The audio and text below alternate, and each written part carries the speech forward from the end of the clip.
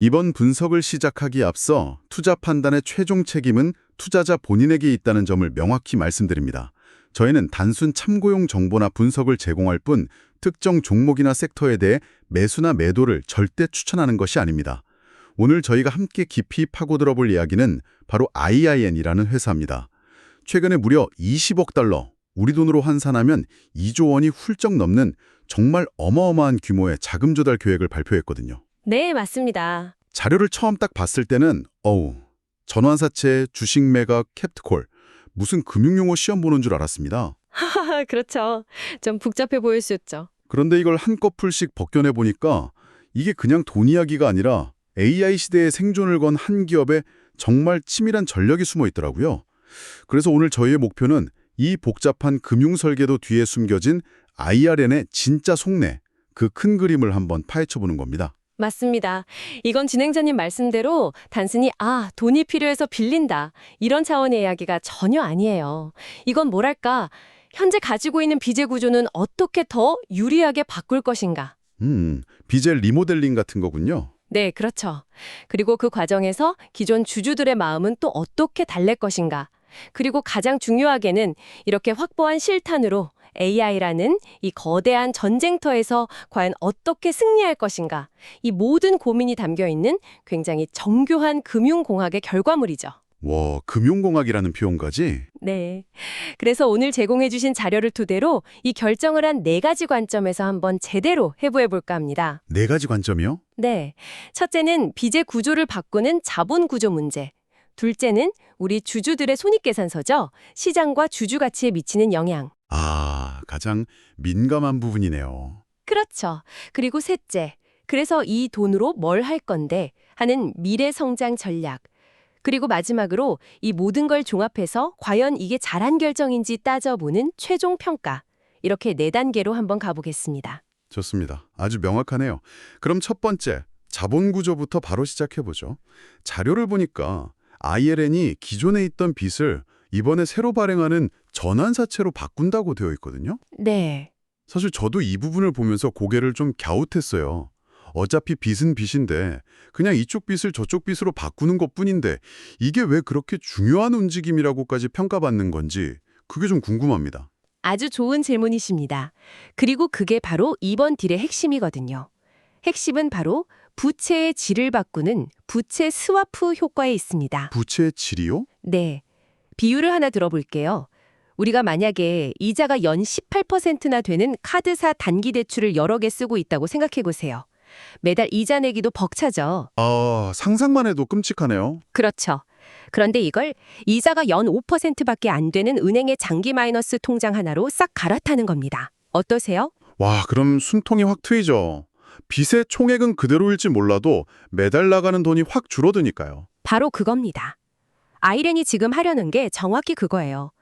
기존에 있던 2029년, 2030년 만기 허움들은 상대적으로 금리가 높은, 말하자면 비싼 빚이었습니다. 이걸 전환사채라는 일반 회사채보다 훨씬 낮은 금리로 발행할 수 있는 저렴한 빚으로 바꾸는 거죠. 그러니까 단순히 빚의 총량이 아니라 매달 꼬박꼬박 내야 하는 이자의 부담을 확 줄이는 게 핵심이군요. 정확합니다. 이렇게 아낀 이자 비용은 그대로 회사의 헌금 창고에 쌓이게 되는 거고요. 이게 왜 중요하냐면 특히 요즘처럼 금리가 어디로 튈지 모르는 이런 안개 속 같은 경제 상황에서는요. 매달 고정적으로 나가는 돈을 줄이는 것, 그래서 안정적인 현금 흐름을 확보하는 것, 이게 바로 회사의 생존과 직결되는 문제거든요.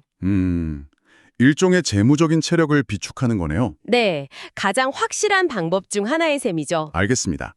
빚의 퀄리티를 높여서 재무 체력을 기른다. 이제 이해가 좀 됐습니다. 그런데 자료에 더 흥미로운 장치가 하나 더 등장합니다. 바로 캡트콜 옵션이라는 건데요. 이건 또 어떤 역할인가요?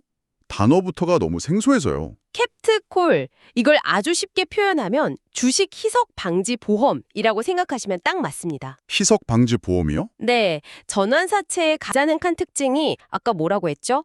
나중에 주가가 많이 오르면 채권이 주식으로 변신할 수 있다는 거요. 맞습니다. 주식으로 변신할 수 있단 말이죠. 그런데 그때 없던 주식이 새로 생겨서 시장에 풀리면서 기존 주주들이 가진 주식 한 주의 가치가 떨어지는, 즉 희석되는 문제가 생길 수 있습니다. 그렇죠. 전체 파이는 그대로인데 나눠 먹을 사람이 갑자기 늘어나는 셈이니까 내 몫이 줄어드는 거죠. 정확합니다. 주주들 입장에서는 당연히 속이 쓰릴 수 있는 부분이죠. 캡트콜은 바로 이 문제를 해결하기 위한 안전장치입니다. 일종의 해지 전략인데 회사가 전환사채를 발행하면서 동시에 이 보험을 사두는 거예요. 보험을 사둔다고요? 네, 금융기관이랑 계약을 하는 거죠. 우리 주가가 지금 $50인데 앞으로 $100까지 오를 것 같아? 그런데 혹시 운이 정말 좋아서 $200까지 폭등해버리면 주식 전환 때문에 기존 주주들한테 너무 미안해지니까 $100에서 $200 사이에서 발생하는 이익은 너희가 대신 책임져줘. 우리가 보험료 낼게. 이렇게 계약하는 것과 같습니다. 와, 그건 정말 치밀하네요. 그러니까 주가 상승의 단물은 빨아먹되 그로 인해서 생길 수 있는 부작용, 즉 주주가치 희석은 최소화하려는 아주 영리하고 정교한 장치인 거군요. 맞습니다. 경영진이 주주 가치를 얼마나 신경 쓰고 있는지를 보여주는 대목이기도 하고요. 와, 빚을 갈아타면서 이자도 아끼고 또 그 과정에서 생길 수 있는 부작용에 대비한 보험까지 미리 들어놓는다. 정말 빈틈이 없어 보이는데요? 그렇죠. 하지만 세상에 공짜 음식은 없잖아요. 분명히 이 모든 것에는 어떤 대가가 있을 텐데 그게 바로 우리 기존 주주들이 짊어져야 할 희석 문제겠죠. 아무리 보험을 들어놔도요. 맞습니다. 이제 가장 민감하고 중요한 부분으로 들어왔습니다. 아무리 캡트콜이라는 훌륭한 안전장치를 걸어놨다고 해도 이 희석의 공포를 100% 완전히 지울 수는 없거든요. 그렇죠. 그래서 자료에서도 두 가지 종류의 희석을 명확하게 지적하고 있습니다. 하나는 즉각적인 희석이고요. 다른 하나는 잠재적인 희석입니다. 성격이 다른 두 종류의 희석이군요. 즉각적이다, 잠재적이다. 네, 이번 자금 조달 계획을 잘 뜯어보면 전환사채 발행만 있는 게 아니에요. 기존 주식을 시장에 내다 파는 주식 매각도 포함되어 있습니다. 주식도 직접 하는군요. 네, 이건 시장에 새로운 주식이 바로 풀리는 거니까 즉각적인 희석을 일으키죠. 유통 주식 수가 바로 늘어나 버리니까 주당 순이익, 우리가 보통 EPS라고 부르는 지표에는 바로 부정적인 영향을 줍니다. 그건 빼도 박도 못하는 거네요. 그렇죠. 반면에 전환사채는 지금 당장은 채권이지만 미래의 어느 시점에 주식으로 변신할 수 있는 일종의 시한폭탄 같은 잠재적 희석 리스크를 안고 있는 거고요. 시장은 종종 이 미래의 가능성까지 미리 가격에 반영하기도 합니다. 솔직히 이건 투자자 입장에서 좀 화나는 이야기 아닌가요? 내가 이 회사가 잘 될 거라고 믿고 투자를 했는데 갑자기 회사 마음대로 내 지분 가치를 지금 당장 그리고 심지어 미래에도 떨어뜨릴 수 있는 조치를 취한다니요. 그렇죠. 아무리 그게 미래의 성장을 위한 거라고 100번 설명해도 투자자 입장에서는 그래서 지금 당장 내 주식 계좌는 어떡하라고? 라는 질문이 나올 수밖에 없는데요. 지극히 합리적인 분노입니다. 그리고 바로 그 지점이 이번 딜의 성공과 실패를 가르는 가장 핵심적인 질문으로 이어집니다. 어떤 질문이죠? 바로 성장성이 희석의 비용을 넘어설 수 있는가? 이 질문에 대한 시장의 답이 모든 것을 결정하죠. 성장성이 희석의 비용을 넘어설 수 있는가? 네. 만약에 시장 참여자들이 이렇게 생각한다고 해보죠. 그래, 지금 당장 내 지분 가치가 10% 희석되는 건 정말 기분 나쁘지만 이번 자금 조달 덕분에 이 회사가 최근에 딴 마이크로소프트와의 $97억 초대형 계약을 성공적으로 수행해서 미래에 50%의 이익을 더 벌어다 줄 거야 라고 믿는다면 어떨까요? 마치 우리가 어릴 때 부모님께 이번에 진짜 갖고 싶은 게임기 사주시면 저 꼭 전교 1등 할게요 라고 약속하는 것과 비슷한 심리일까요? 허허, 아주 적절한 비유입니다. 일단 게임기를 손에 쥐어주면 얘가 정말로 성적이 오를 거라고 믿어주는 부모님처럼 시장도 아이렌의 그 약속을 믿어주는 거군요. 바로 그겁니다. 지금 당장 희석이라는 비용을 치르는 대신에 미래에 훨씬 더 큰 이익이라는 보상을 기대하는 거죠. 게다가 이런 불합실한 시기에 $20억 거액을 조달하는 데 성공했다는 그 사실 자체가 아이렌이 자본시장에서 얼마나 큰 신뢰를 받고 있는지를 보여주는 강력한 증거이기도 합니다. 돈을 빌릴 수 있다는 것 자체가 능력이다 이런 거군요. 그렇죠. 투자들이 회사의 장기적인 비전, 특히 AI 데이터 센터 분야에서의 잠재력을 그만큼 신뢰한다는 방증이니까요. 그리고 또 하나, 최근에 대형 계약을 발표하면서 주가가 최고점에 있을 때 이런 자금 조달을 추진하는 건 가장 비싼 값에 자금을 끌어오는 일종의 고가 매각, 셀링 하이 전략이거든요. 그만큼 경영진이 재무적으로 아주 기민하게 움직이고 있다는 뜻도 되고요. 알겠습니다. 그러니까 단기적인 주주가치 희석이라는 비판은 감수하고 대신 우리를 믿어달라, 더 큰 성장을 보여주겠다는 약속을 시장에 던진 셈이군요. 그렇다면 그 약속의 구체적인 내용, 즉 미래 성장 전략에 대해 이야기해보죠. 이 거대한 돈, 20억 달러는 결국 어디에 쓰이는 겁니까? 공식적인 사용처는 앞서 말씀드린 대로 기존 부채 상환입니다. 하지만 그건 정말 표면적인 이유일 뿐이고요. 진짜 목표는 부채 구조를 아주 깔끔하게 정리해서 재무적 여유 공간을 최대한으로 확보하는 겁니다. 잠시만요. 재무적 여유 공간이라는 표현이 굉장히 흥미로운데요. 그게 무슨 뜻이죠? 그러니까 이번에 조달한 20억 달러가 직접 데이터 센터 건설에 투입되거나 하는 게 아니란 뜻인가요? 네, 직접적으로는 아니죠. 그냥 빚 갚는 데 쓰고 끝나는 게 아니라 그걸 지렛대 삼아서 나중에 더 큰 투자를 일으킨다는 그런 개념으로 봐야 할까요? 바로 그겁니다. 또 비유를 들자면 여러 신용카드로 돌려막던 걸 이번 기회에 싹 다 정리해서 개인 신용 등급을 확 올리는 거예요. 그럼 어떻게 될까요? 은행에서 VIP 대접을 받으면서 훨씬 더 좋은 조건으로 더 큰 한도의 마이너스 통장을 새로 뚫을 수 있겠죠. 정확합니다. 기업도 똑같아요.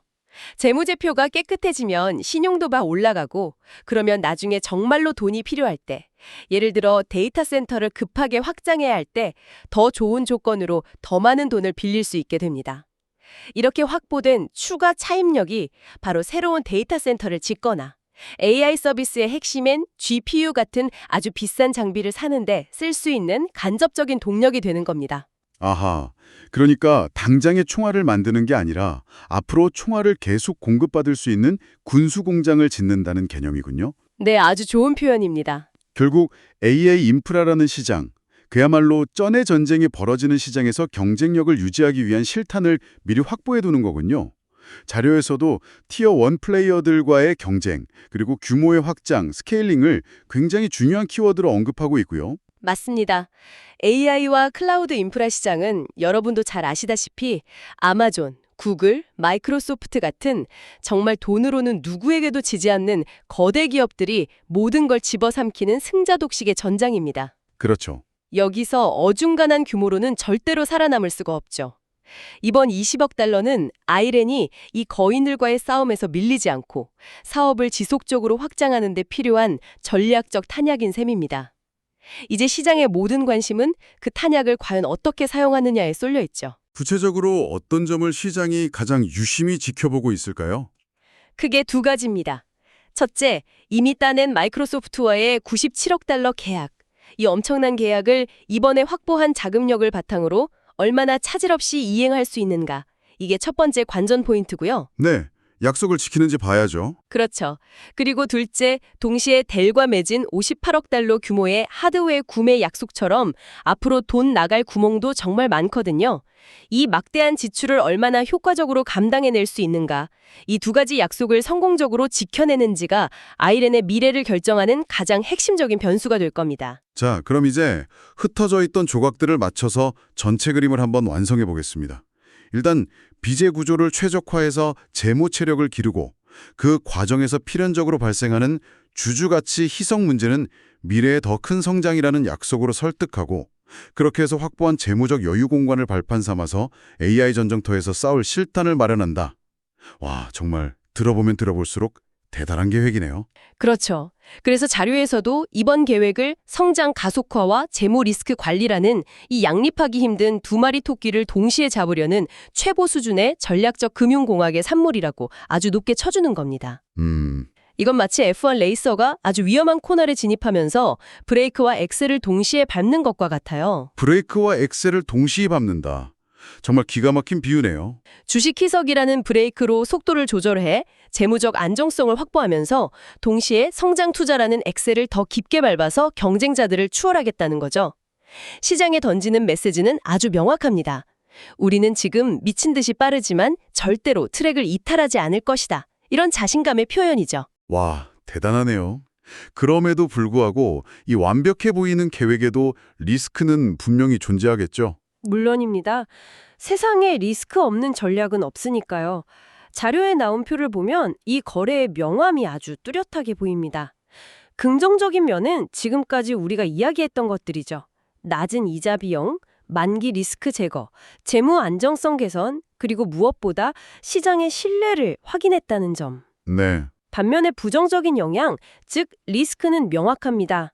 주식 매각으로 인한 즉각적인 희석과 전환 사채로 인한 잠재적인 희석, 이 두 가지 부담은 단기적으로 주가 변동성을 키울 수 있는 아주 분명한 리스크 요인입니다. 그렇군요. 그렇다면 이 정말 영리하고 또 한편으로는 굉장히 대담한 전략의 성공 여부는 궁극적으로 어디에 달려 있다고 봐야 할까요? 결국 이 모든 복잡한 이야기는 아주 간단한 계산 문제 하나로 귀결됩니다. 계산 문제요? 네. 이 자본 조달을 통해서 얻는 이점, 즉 아낀 이자 비용과 이걸 바탕으로 한 성장 투자로 벌어들일 미래의 엄청난 수익이 주주들이 지금 당장 감수해야 하는 주식 희석이라는 비용을 얼마나 압도적으로 뛰어넘을 것인가. 아, 이익과 비용의 싸움이군요. 맞습니다. 그 격차가 바로 이 전략의 성공을 가늠하는 최종 잣대가 될 겁니다. 미래의 이익이 현재의 희석 비용을 압도할 수 있느냐, 모든 것이 결국 이 질문 하나에 달린 문제인 거죠. 와, 정말 복잡한 금융활동 이면에 숨겨진 한 기업의 생존과 성장을 향한 그 치열한 고민을 엿볼 수 있는 시간이었습니다. 단순히 돈을 모으는 게 중요한 게 아니라 어떻게 그리고 왜 그렇게 하는지가 기업의 운명을 결정짓는다는 점을 다시 한번 깨닫게 되네요. 여기서 마지막으로 여러분께 생각해볼 질문을 하나 남겨드리고 싶습니다. 네, 어떤 질문인가요? 오늘 우리가 분석한 이 정교한 전략은 사실 하나의 거대한 믿음 위에 세워진 성과 같습니다. 그 믿음이란 바로 앞으로도 AI 붐이 계속되고 관련 시장이 폭발적으로 성장할 것이라는 강력한 믿음이죠. 그렇죠. 그게 전제되어 있는 거죠. 그렇다면 만약에 이 믿음의 근간이 흔들린다면 어떻게 될까요? 예를 들어 AI 수요의 성장세가 시장의 예상보다 갑자기 둔화된다거나 아니면 생각지도 못했던 강력한 기술을 가진 새로운 경쟁자가 등장한다거나 혹은 거시 경제 환경이 급격히 나빠지는 것과 같은 회사가 통제할 수 없는 외부 충격이 발생한다면 아이렌의 이 대담한 베팅은 과연 어떤 운명을 맞게 될까요? 이 훌륭한 전략이 과연 외부의 충격에 얼마나 잘 버텨낼 수 있을지 그 회복 탄력성에 대해 함께 고민해 보시면 오늘 우리가 나눈 이야기가 훨씬 더 입체적으로 다가올 거라고 생각합니다. 다시 한번 말씀드리지만 투자 판단의 최종 책임은 투자자 본인에게 있다는 점을 명확히 말씀드립니다. 저희는 단순 참고용 정보나 분석을 제공할 뿐 특정 종목이나 섹터에 대해 매수나 매도를 절대 추천하는 것이 아닙니다. 항상 여러분의 성공 투자를 기원합니다. 내용이 좋으셨다면 구독, 좋아요 부탁합니다.